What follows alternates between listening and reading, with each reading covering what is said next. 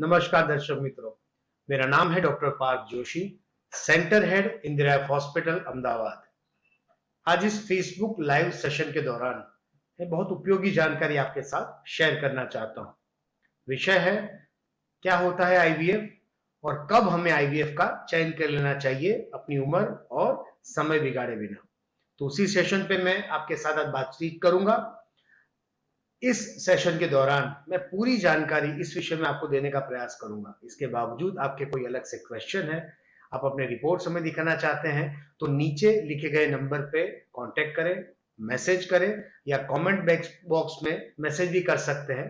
मैं और मेरी टीम आप तक पहुंचने का पूरा प्रयास करेंगे। दर्शक मित्रों, मैं आईवीएफ और आगे की बात करूं उससे पहले साइंटिफिक तरीके से संतान प्राप्ति कैसे होती है वो मैं आपको समझाना चाहता हूं। एक पुरुष और एक स्त्री, उनको संतान चाहिए। हर एक महिला में दो अंडाशय होते हैं। इन दोनों अंडाशयों में लाखों करोड़ों की मात्रा में अंडे ऊपर वाले ने दे रखे हैं। उन्हीं अंडों में से 13-14 साल की उम्र में एक अंडों का समूह आगे आता है। एक अंडा बनता है, डोमिनेंट फॉलिकल समय पे बनता है, फूटता है और एडजेसेंट फैलोपियन ट्यूब में आ जाता है। जब महिला 21 से 30 में पहुंचती है, जब उसको प्रेगनेंसी चाहिए, तो शादी के बाद जब पति पत्नी संबंध रखते हैं तो पुरुष के वीर्य में रहे स्पर्म जो महिला की योनि में गिरते हैं वो बच्चेदानी से होते हुए इसी फूटे हुए अंडे को मिलते हैं नली के अंदर, फैलोपियन ट्यूब के अंदर। अंडे और शुक्राणु का मिलन फैलोपियन ट्यूब में होता है, गर्भ का सर्जन होता है और यही गर्भ 2 से 3 दिन बाद महिला की बच्चेदानी के अंदर पहुंचता है, उसके सबसे अंदर की परत यानी कि एंडोमेट्रियम पर चिपक जाता है। यही महिला अपने खून से इस गर्भ को पोषित करती है और पूरे 9 महीने का बच्चा वो दुनिया में ले आती है। इसको बोलते हैं साइंटिफिक तरीके से नॉर्मल प्रेगनेंसी।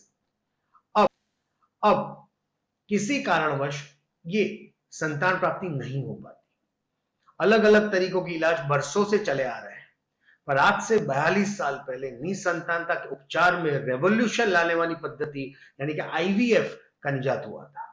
आईवीएफ यानी इन विट्रो फर्टिलाइजेशन, शरीर के बाहर फलन प्रक्रिया।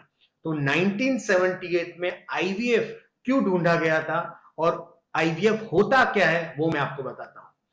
जो मैंने नॉर्मल संतान प्राप्ति आपको समझाई उसमें फैलोपियन ट्यूब का एक लौता काम है अंडे शुक्राणु का मिलन कराना। अगर किसी कारणवश किसी रिपोर्ट से महिला को यह पता चला कि उसकी महिला की दोनों नलियां, एक या दोनों बंद है, नलियां बंद होने के कारण अंडे शुक्राणु का मिलन नहीं हो सकता था, इसी नलियों को बाईपास करने के लिए और अंडे शुक्राणु का मिलन कराने के लिए आज से 42 साल पहले आईवीएफ का खोज हुआ था।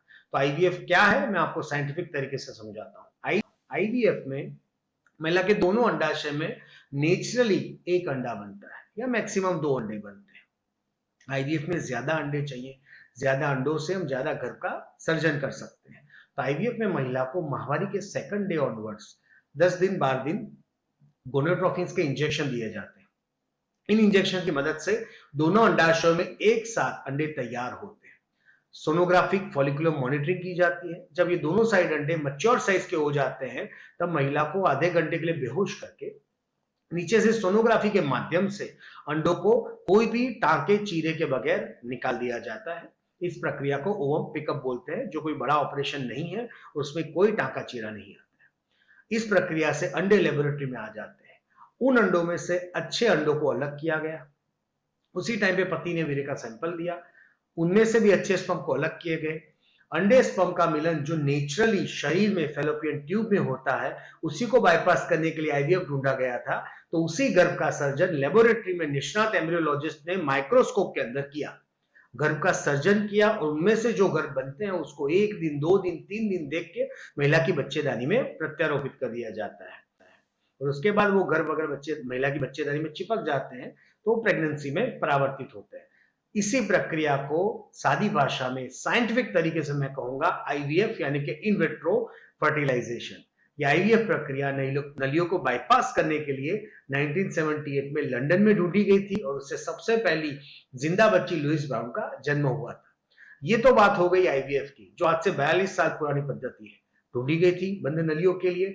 पर पिछले कई वर्षों में आईवीएफ के फील्ड में इतनी एडवांस तकनीकें ढूंढी गई हैं कि आज की तारीख में उन एडवांस तकनीकों की मदद से नलियों के अलावा भी अलग अलग प्रॉब्लम जैसे कि अंडे कम होना, स्पर्म कम होना, इन सारे प्रॉब्लम में भी दंपतियों को निराश नहीं होना पड़ता। आईवीएफ और उसकी एडवांस तकनीकों की मदद से ज्यादातर कारणों में दंपति संतान प्राप्ति का सुख इस टेक्निक के प्रयास से प्राप्त कर सकते हैं। तो अब मैं नेक्स्ट चरण में आपको जा रहा हूं कि कब अपने को आईवीएफ कराने का निर्णय ले लेना चाहिए। एक कपल समय बर्बाद किए बिना, अपनी उम्र बर्बाद किए बिना कब आईवीएफ की तरफ आगे जाना चाहिए, मैं उन अलग अलग कारणों और परिस्थितियों के बारे में आपको आगे के सेशन में बताऊंगा। मैं फिर से आपको रिमाइंडर देना चाहता हूं कि इस प्रक्रिया के दौरान, इस सेशन के दौरान मैं आपको सारी जानकारी दे रहा हूं, पर फिर भी कोई पर्सनल डाउट्स हो, आपकी रिपोर्ट्स हमें शो करना चाहते हो, आपकी कोई क्वेरी हो, तो नीचे लिखे गए कमेंट बॉक्स में आप टाइप कर सकते हैं। नीचे दिए गए नंबर पे आप मैसेज कर सकते हैं, फोन कर सकते हैं। मैं और मेरी टीम आप तक पहुंचने का पूरा प्रयास करेंगे। तो अब इन अलग अलग और परिस्थितियों के बारे में बात करते हैं कि उनमें आईवीएफ एक बहुत ही बेहतरीन और बेस्ट सोल्यूशन बन के उभर के आया है आज की तारीख में। तो पहली कंडीशन तो खुद मैंने आपको ऑलरेडी समझा दी कि जब महिला की नलियां बंद होती है तब आईवीएफ ढूंढा गया था। जब एक महिला की नलियों का रिपोर्ट किया जाता है, एचएसजी हो या एसएसजी, उसकी नलियां जब बंद आती हैं तब एक सिंपल सॉल्यूशन पहले के जमाने में उपलब्ध था कि चलो ऑपरेशन करके, लेप्रोटोमी या लेप्रोस्कोपी करके महिला की नलियों को मैकेनिकली ओपन कर लेते हैं। अब इन ऑपरेशन की मदद से बरसों से जो नलियां ओपन हुई और जब रिजल्ट देखा गया तो इसका सक्सेस रेट बहुत लो है, क्योंकि हम लेप्रोस्कोपी या लेप्रोटोमी की मदद से मैकेनिकली नलियों को ओपन कर सकते हैं, पर उन नलियों को फंक्शनल नहीं कर सकते। तो वो नलियां खुलने के बाद भी अपना काम अच्छी तरीके से करेंगी, अंडे स्पर्म का मिलन हो पाएगा। ये सक्सेस रेट जो देखा गया वो ऑपरेशन के बाद बहुत कम था। इसीलिए आज से 42 साल पहले इन नलियों को बाईपास करने के लिए आईवीएफ की खोज हुई थी।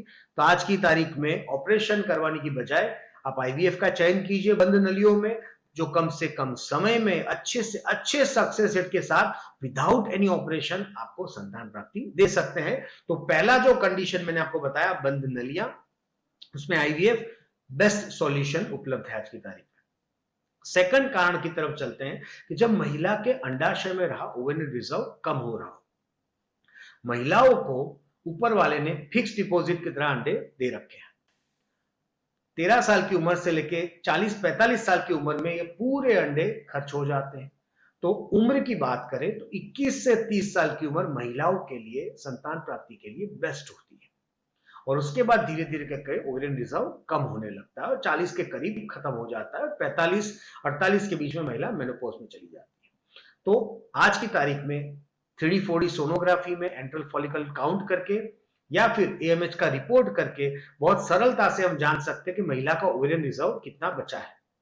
नॉर्मली गायनेक्स अंडा बना है कि नहीं उसके ऊपर फोकस करते हैं। नॉर्मल जो संतान प्राप्ति के लिए प्रयास होते हैं उसमें अंडा बना कि नहीं उस पर फोकस किया जाता है। ओवेरियन रिजर्व पार्ट भी उतना ही इंपॉर्टेंट है, तो जितना ओवेरियन रिजर्व कम होता है उतना स्वस्थ बच्चे की मां बनने का चांस कम होता है। ओवेरियन रिजर्व कम होने का सबसे बड़ा प्रॉब्लम ये भी है कि अंडों को बढ़ाने की दुनिया में कोई दवाई नहीं है या कोई इंजेक्शन नहीं है या कोई पद्धति उपलब्ध नहीं है। आज की तारीख में निसंतानता की ट्रीटमेंट में महिला की उम्र और ओवेरियन रिजर्व सबसे इंपॉर्टेंट इंडिकेटर बन चुके हैं। तो इसीलिए जब आपका ओवेरियन रिजर्व सोनोग्राफी और एएमएच की मदद से आपको पता चले कि कम हो रहा है या कम होने की कगार पे है, तो दवा आईयूआई जैसी परंपरागत कम सक्सेस वाली पद्धति की जगह आपको आईवीएफ का चयन कर लेना चाहिए, जिसका सक्सेस रेट बहुत ज्यादा है। तो आप आईवीएफ करा के इवन कम ओवेरियन रिजर्व में आप अपने ही अंडे से अपने संतान की मां बनने का चांस सबसे अच्छा रहता है। इसीलिए जिन महिलाओं की उम्र बढ़ रही हो या जिनका ओवेरियन रिजर्व कम हो रहा हो, उनके लिए आईवीएफ बेस्ट ऑप्शन की तरह उपलब्ध है आज की तारीख में। उसके बाद तीसरी कंडीशन अंडों से ही रिलेटेड है जिसकी मैं बात करूंगा, वो है एंडोमेट्रायोसिस यानी कि चॉकलेट सिस्ट। किसी कारणवश महिला की बच्चेदानी की जो सबसे अंदर की परत है यानी कि एंडोमेट्रियम, वो एनिग्मेटिक रीजन की वजह से अंडाशय के अंदर ग्रो करने लगती है, धीरे धीरे करके उसकी साइज बढ़ती है। इन एंडोमेट्रायोसिस की दो टिपिकल कैरेक्टरिस्टिक्स है जो निसंतानता के लिए जिम्मेदार है। एक ये कि वो अपने आजू बाजू के सारे अवयव यानी कि फेलोपियन ट्यूब और बच्चेदानी से सब चिपक जाता है। इससे जो नॉर्मल ट्यूब ओवेरियन रिलेशनशिप है वो डिस्टर्ब हो जाता है, नॉर्मल प्रेगनेंसी में बहुत दिक्कत आती है। सेकंड, एंडोमेट्रायोसिस में अंडों की गुणवत्ता समय से पहले बहुत जल्दी खराब होने लगती है। तो एंडोमेट्रायोसिस में आप निष्णात गायनिक के यहाँ पे हो, आपने निसंतानता के उपचार कर चुके हो, तो यहाँ पे थोड़ा अग्रेसिव होने की जरूरत है। अगर रूटीन पद्धति से आपको रिजल्ट नहीं मिल रहा है तो अंडों की गुणवत्ता खराब होना एंडोमेट्रियोसिस में बहुत कॉमन है। इसीलिए जब एंडोमेट्रियोसिस आपके अंदर है, आप जानते हो और आप रूटीन ट्रीटमेंट करा चुके हो, तो ज्यादा समय बर्बाद मत कीजिए, आईवीएफ की तरफ आगे बढ़िए और आईवीएफ में स्वस्थ अच्छे अंडों से बने हुए अच्छे गर्भ का चयन करके आप संतान प्राप्ति का सुख प्राप्त कर सकते हैं।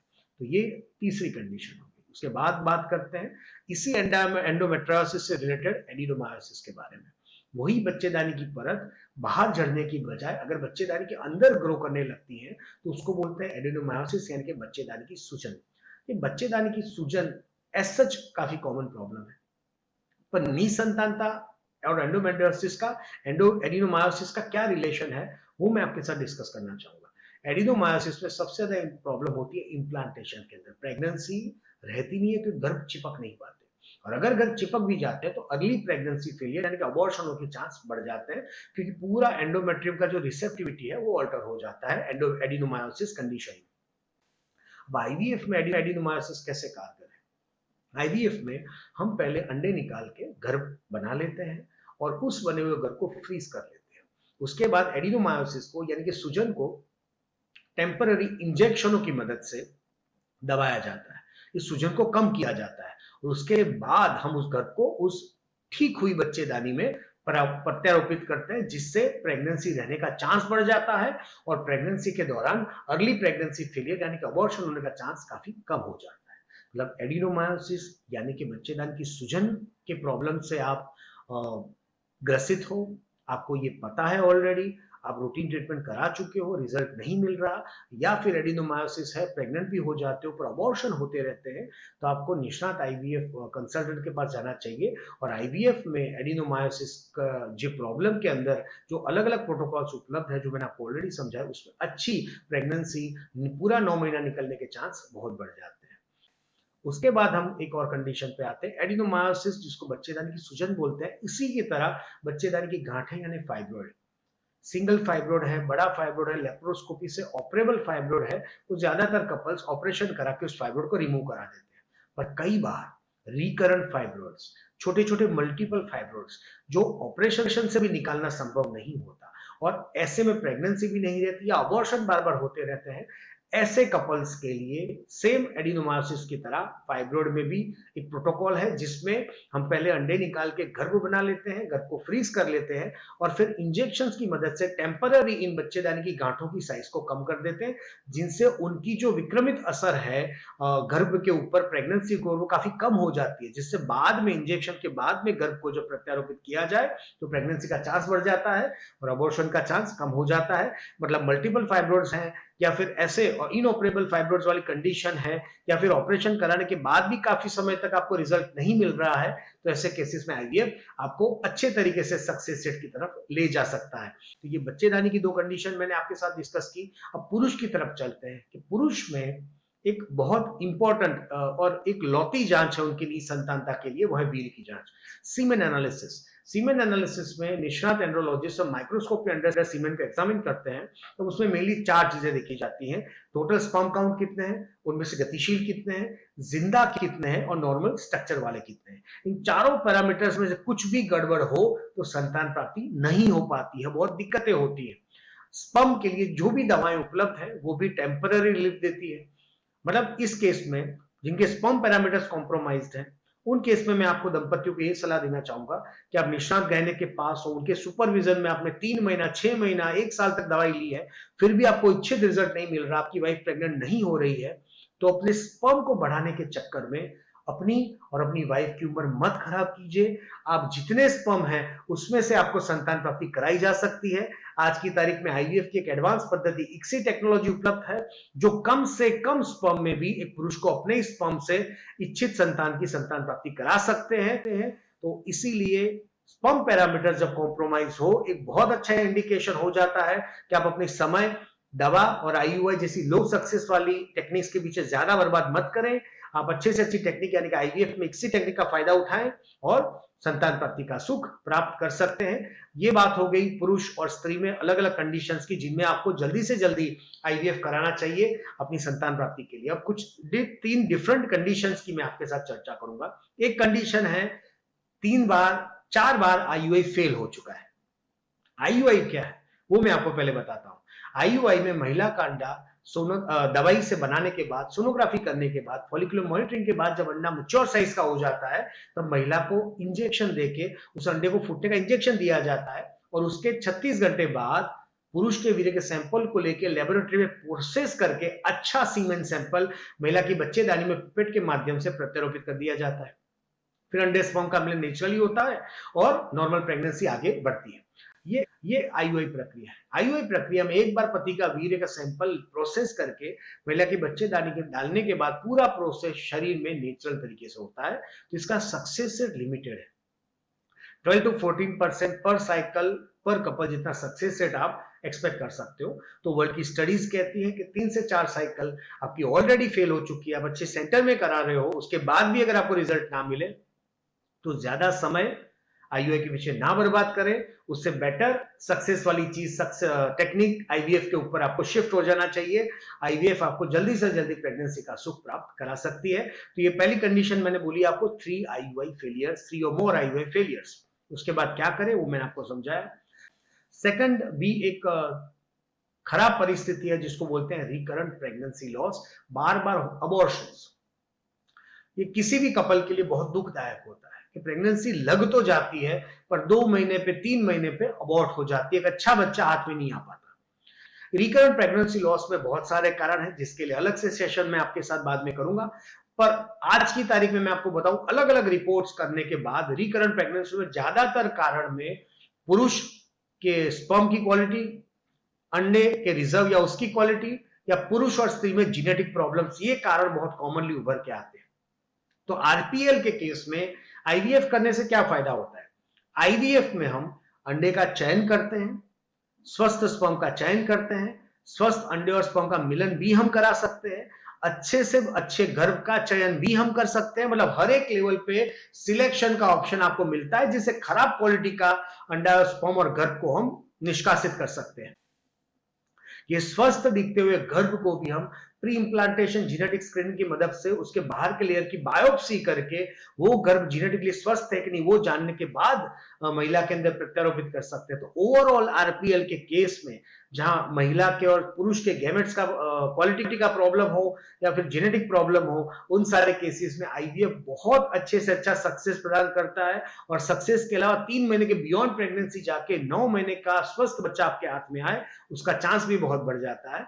तो इन 3 कंडीशन और जो मैंने ऊपर के अलग अलग कारण आपको बताए उन सारे कंडीशंस में अब आईवीएफ का सहारा ले सकते हैं। आज की तारीख में खास करके पिछले 10 वर्षों में आईवीएफ में बहुत एडवांसमेंट टेक्निक्स का आ चुका है। वो अच्छे से अच्छी टेक्निक्स का फायदा उठा के आप जल्दी से जल्दी संतान प्राप्ति का सुख प्राप्त कर सकते हैं। मैं यहाँ पे कपल्स को एक और चीज बताना चाहूंगा कि पुराने दशकों से लेकर आज की तारीख में बेसिकली क्या डिफरेंस हो गया है। आज की तारीख में महिलाएं हैं, पुरुष हैं, वो पढ़ते हैं, लिखते हैं, करियर ओरिएंटेड हो चुके हैं, करियर का सेट करने के बाद शादी करना चाहते हैं, इसलिए 28-30 के करीब मैरिज लाइफ पहुंच गई है। मैरिज लाइफ के बाद थोड़े साल और करियर सेट करने में और घूमने फिरने निकल जाते हैं। मतलब जो एक्चुअल फर्टाइल पीरियड होता है किसी कपल का वो बहुत कम हो चुका है आज की तारीख में। तो इसीलिए मैं कपल्स को ये सेशन मैंने इसीलिए लिया कि कपल्स को इन चीजों से जानकार कराना बहुत जरूरी है कि आपने जब शादी की है उससे कोई प्रॉब्लम नहीं, पर शादी के बाद अगर आपके निसंतानता है, आपको संतान प्राप्ति नहीं हो सकती है, तो रूटीन तरीके से अपना समय, अपनी गोल्डन उम्र मत बर्बाद करिए। खास करके महिलाओं की उम्र और उसका ओवरियन रिजर्व एक बहुत इंपॉर्टेंट इंडिकेटर बन जाता है कि आपको जल्दी जागना चाहिए। आप अच्छे से अच्छे नियरेस्ट निसंतानता के सेंटर में, आईवीएफ सेंटर में जाके अपने रिपोर्ट्स कराइए। और मैंने जो ऊपर की पद्धतियां आपको समझाई, कारण समझाए हैं, अलग अलग परिस्थितियां आपको बताई है, वो आपके अंदर है तो ज्यादा टाइम रूटीन ट्रीटमेंट, आईयूआई के पीछे बर्बाद ना करके आईवीएफ और उसकी एडवांस पद्धतियों का चयन कीजिए और उसके कारण आप अच्छे से अच्छा सक्सेस रेट आज की तारीख में हासिल कर सकते हैं और अपना संतान प्राप्ति का सुख भी प्राप्त कर सकते हैं। तो समय मत गवाइए। नियरेस्ट इंदिरा आईवीएफ के आज की तारीख में 93 सेंटर्स है across India, more than 20 states के अंदर। तो नियरेस्ट इंदिरा आईवीएफ के सेंटर में जा सकते हो, आप अपने रिपोर्ट्स करा सकते हो, और इन सारी कंडीशनों जो आपके अंदर हो तो आप अच्छे से अच्छी टेक्नोलॉजी जो इंदिरा पे उपलब्ध है उसका फायदा उठा के संतान प्राप्ति का सुख प्राप्त कर सकते हैं। लास्ट में मैं आपको ये बताना चाहूंगा कि ये पूरे सेशन के दौरान मैंने जो आपको जानकारी दी है, मैं आशा रखूंगा आपको ये जानकारी अच्छी लगी होगी।